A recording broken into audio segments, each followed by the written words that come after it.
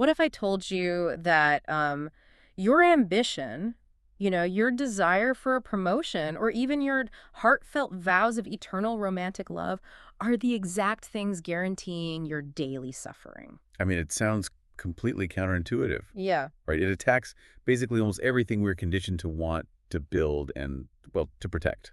It really does. Because if you look at the baseline expectations for being a human, the goal feels like it should be pretty straightforward for you. For me, for anyone listening, we are supposed to find joy, seek freedom, and, experience the blessings of life. Right. That's the baseline assumption. Exactly. But then you look around, or you just look in the mirror, and what is the reality? So many of us are spending our days absolutely gripped by this low-level constant anxiety, and our nights just tossing and turning, staring at the ceiling. Yeah. Which brings us to a really fundamental question.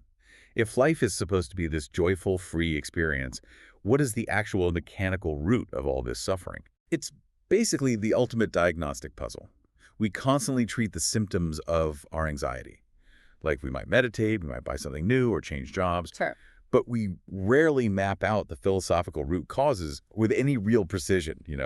Well, today's deep dive is going to provide a map that attempts to do exactly that. We are exploring a fascinating, highly specific, and honestly, really provocative philosophical text from June 2010. Yeah, it's a very unique document. It is. It's written by an author named Su Feng, and it is titled The 18 Source Causes of Life's Pain. And the whole premise is that the author lays out 18 specific traps, guaranteed routes that lead directly to human suffering. And the author doesn't just offer, like, vague platitudes here. This functions as a precise diagnostic tool. Right. It forces you to look at your daily habits, sure, but also at the fundamental architecture of how you view the universe. And our mission today is to unpack these traps for you. We want to help you map out a route to a freer, less painful life by understanding exactly where these landmines are buried. Because some of the points in this text feel like beautiful, timeless wisdom, but others are, well, absolute curveballs. Oh, totally. They aggressively challenge modern society. But before we can even look at our daily behaviors, the text argues that we have to look at the baseline map we're using to navigate reality. Yes, the foundational worldview. Exactly. The author states that our core values and our views on life and the universe are literally the GPS of life. That metaphor of the GPS perfectly captures the danger, I think. If your GPS is programmed with the wrong coordinates, it doesn't matter how skilled of a driver you are. Yeah, or how nice your car is. Right. You are going to end up in the wrong place, and the entire journey will be incredibly stressful. The text argues that a fundamentally incorrect worldview guarantees a slide into a hell of anxiety and trouble because you are constantly fighting the reality of the road. And the text gets very specific about what a wrong worldview actually looks like. It points out that viewing death as just a candle going out, meaning, you just live this one biological life and then it's permanently over, is a massive source of pain. It really is. The author argues that if you ignore concepts like karma, universal cause and effect, and reincarnation, you end up acting like flies without guidance. Flies without guidance. I mean, think about the psychology of that for a second. The imagery is brilliant. It is, yeah. A fly trapped in a room will repeatedly bash itself against a glass window because it fundamentally misunderstands the nature of the barrier in front of it. It lacks the broader context of the house. Exactly. The author is suggesting that a strictly materialistic, finite view of life creates a similar kind of panic in us. Because if this 80 or 90 years is all there is, the pressure to extract every single ounce of value, pleasure, and success from this one fleeting life becomes totally unbearable. Oh, yeah. Every setback feels like an absolute catastrophe because the clock is always ticking. Yeah. You lose the broader context of existence. And the text offers a very specific, honestly mind-bending alternative to that narrow view. Okay, let's get into the cosmology. It introduces this massive cosmological scale, stating that pain comes from not believing in a greatest creator and not understanding that we are operating within a universe that contains 20 parallel worlds and 36-dimensional spaces.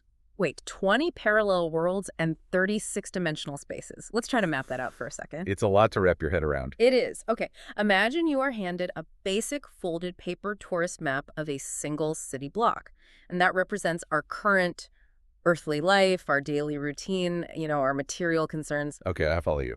But you are actually trying to navigate a 36-dimensional, ever-shifting globe.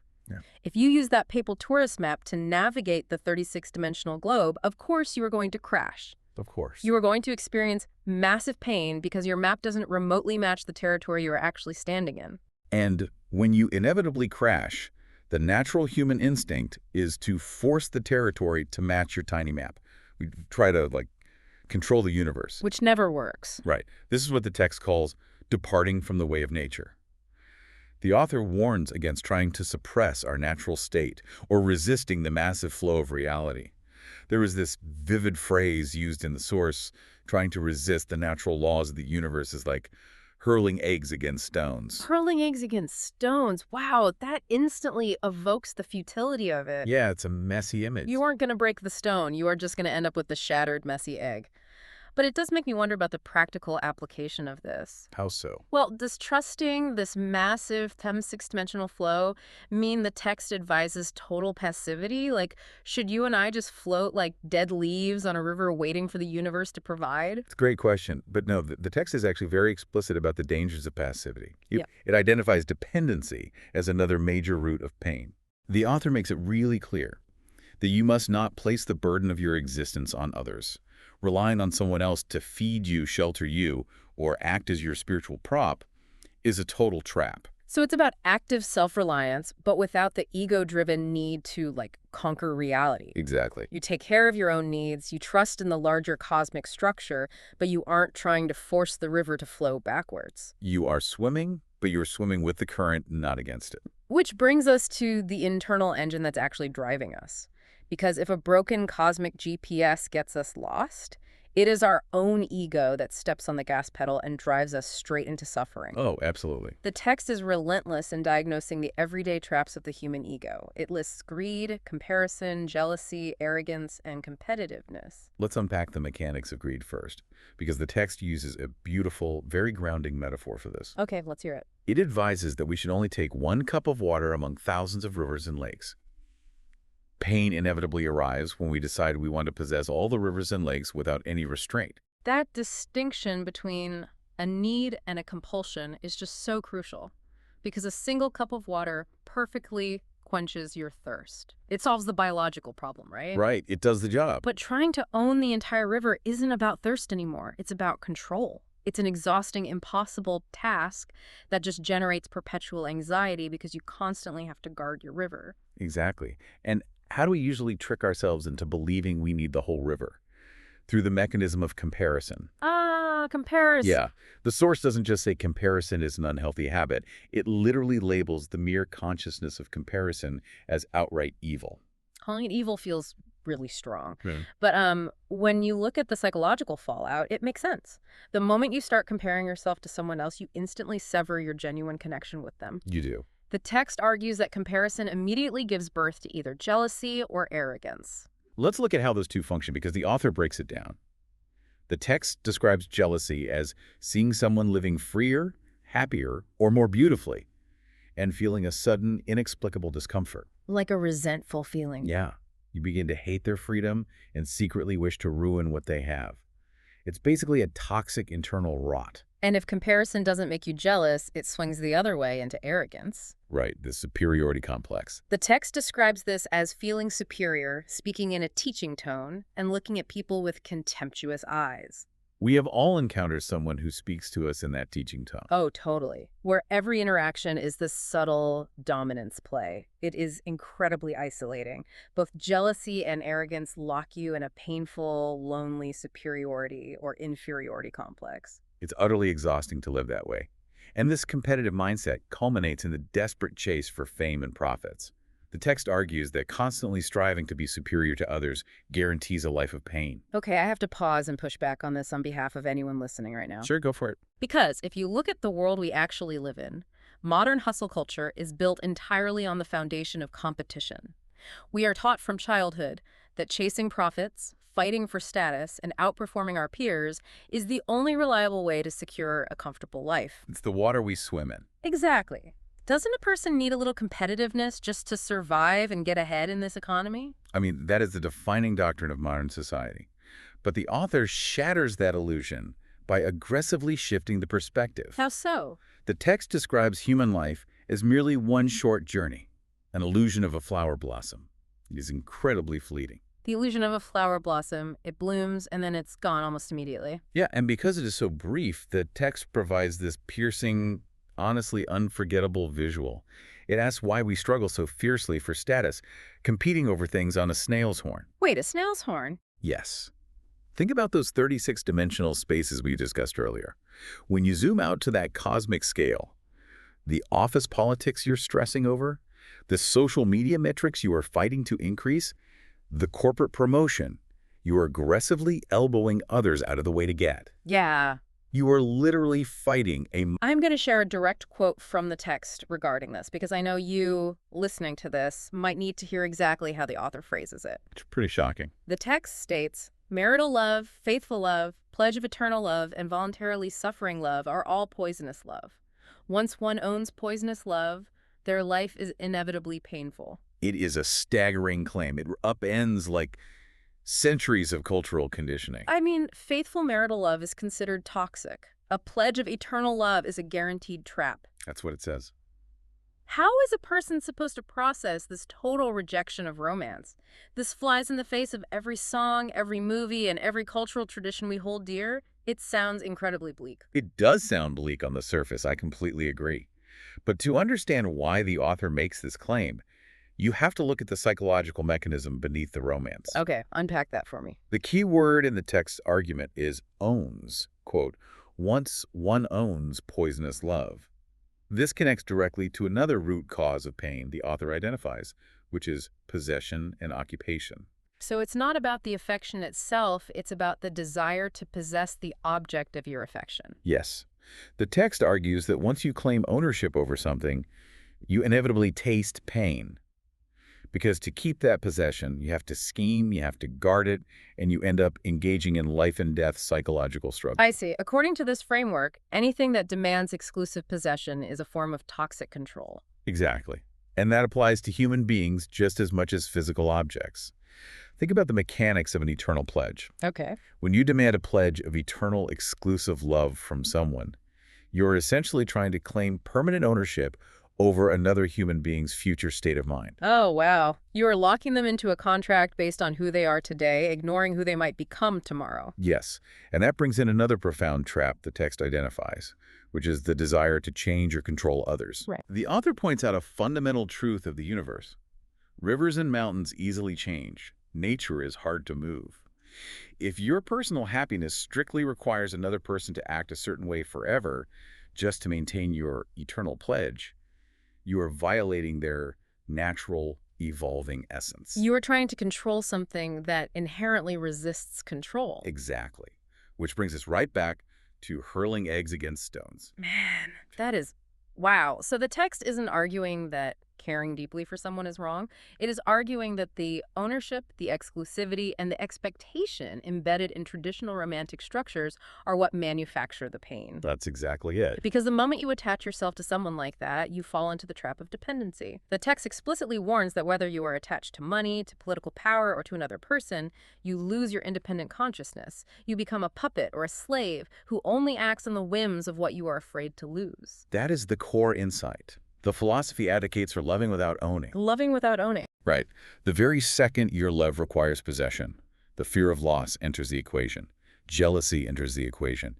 Your spiritual freedom vanishes, and you become a puppet maneuvering frantically to protect your asset. Okay, but if we are supposed to radically strip away our attachment to possessions, to social status, and even to exclusive traditional love, it raises a massive practical question about how we are actually supposed to exist in human society. It does. If I let go of all these attachments, am I just supposed to check out, walk into the woods, and ignore the world? The author actually anticipates that exact reaction and introduces a fascinating paradox regarding our relationship with institutions and society. Let's set the baseline for this paradox first. The text explicitly warns against laziness. Yes, it does. It states that laziness leads directly to corruption and poverty, and that pain is inevitable for the lazy unless they can become pigs. Which is an incredibly blunt way to put it, but it makes the point. It really does. It also warns against the habit of complaint, blaming heaven, earth, and society instead of looking inward. So we know the author demands that we remain active, accountable participants in life. You cannot just physically check out of reality, lay on the couch, and complain about the state of the world. Right. That is its own form of suffering. Right. But then we hit this incredible tension regarding the law. The text strongly defends the necessity of governments. It does, very clearly. It states that in order to maintain harmonious operation in society, citizens absolutely must obey conventions. We must follow constitutions, laws, rules, and disciplines. Breaking the law guarantees a painful life. It is a full endorsement of strict civic compliance. Yes, but in the very next breath, the author completely flips the script. This is where it gets interesting. The text warns that entering into the consciousness or the programs of marriage, family, the nation, political parties, religions, or organizations is a guaranteed route to a suffering life. So I need to untangle this. How can the text demand that we strictly obey the laws of the nation while simultaneously warning us that adopting the consciousness of the nation or a political party is a definitive trap? It seems totally contradictory, right? Yeah. But it is actually a brilliant synthesis of how to live in the world without being of it. Okay, explain that. The author is drawing a hard line between physical compliance and spiritual identity. Let me see if I can map this out with an analogy. If human society is essentially a massive, complex highway system, the text is saying you absolutely must follow the rules of the road. Sure. You have to stop at the red lights, you have to stay in your lane, and you have to pay the tolls that maintain the asphalt. Because if you don't, you crash your car, society breaks down into chaos, and you suffer. Exactly. You need the infrastructure, and you must respect the rules that keep the infrastructure functioning. But the trap is when you start worshiping the infrastructure. You have to stop at the red light, but you shouldn't pledge your eternal soul to the traffic light. That is a perfect way to phrase it. Yeah. Do not pledge your soul to the traffic light. Right. You comply with the laws to maintain physical harmony, but you invite immense suffering the moment you allow artificial, human-made labels to define your internal identity. Because the moment you internalize the program of a political party, or tie your self-worth to a specific nation, or merge your identity with a religious organization, you shrink your consciousness. You shrink it drastically. You forget that you are an infinite soul navigating a 36-dimensional universe. And instead, You willingly reduce yourself to a partisan foot soldier fighting a bitter, microscopic war on a snail's horn. So the practical application for you and me is profound. It means you pay your taxes, you stop at the red lights, you contribute actively to your community, and you refuse to become a lazy pig complaining about how unfair the world is. Exactly. You do the work. But internally, you remain entirely sovereign and unattached. You never let the label of your nationality, your corporate job, or your political party become who you fundamentally are. Precisely. The suffering doesn't come from your cooperation with the institution. The suffering comes from your identification with the institution. That distinction is huge. Because if your core identity is tied to an organization, and that organization inevitably fails, or changes, or faces opposition, you experience that as a life-or-death existential threat. Whereas if you remain spiritually independent, You can navigate the rules of the game without being emotionally crushed by them. it is a profoundly liberating framework. You are actively participating in the world, playing by the rules so the game doesn't fall apart, but you hold on to the quiet realization that it is ultimately just a game. You keep your eyes focused on the broader universe. It requires a remarkably high level of self-awareness, though. Oh, absolutely. It Yeah. forces you to constantly monitor your own ego, but it beautifully resolves the tension between needing social order and desiring ultimate spiritual freedom. As we wrap up this deep dive, let's bring it all back to where we started for you listening. We opened by asking why so many of us are tossing and turning at night, plagued by that low-level anxiety. The symptoms of the pain. Right. According to this author's breakdown of the 18 source causes of pain, it essentially boils down to a massive, painful mismatch. It is the fundamental mismatch between our ego's desperate, clawing desire to control, possess, and dominate, and the vast, unpossessable, ever-changing reality of nature. We suffer because we refuse to update our cosmic GPS. We exhaust ourselves fighting microscopic battles for status on a snail's horn. We do. We try to own the futures of the people we love through toxic, restrictive attachments. And we shrink our infinite potential to fit into the tiny, aggressive boxes of political parties and organizational labels. We basically spend our entire lives hurling eggs against stones. Yeah, and then we sit back and wonder why we are covered in such a mess. The text really offers us a stark diagnostic mirror. It simply asks us to look closely at our lives and identify where we are gripping the wheel too tightly. But I want to leave you with a final lingering thought to mull over as you go about your day. Something this philosophy implies but leaves open to interpretation. Let's hear it. If you actually succeed in following this map, if you manage to strip away your desire for fame, if you let go of your exclusive romantic attachments, if you shed your political identity, your national consciousness, and all the endless demands of your ego, what exactly is left of you? That is the ultimate question. Are we ultimately meant to become entirely empty vessels floating quietly through those 36 dimensions? Or does creating that total emptiness finally leave enough room for true, painless, unburdened joy to enter your life? Next time you find yourself lying in bed, staring at the ceiling, ask yourself, what specific thing are you holding on to that is causing the pain? And are you brave enough to finally let it go?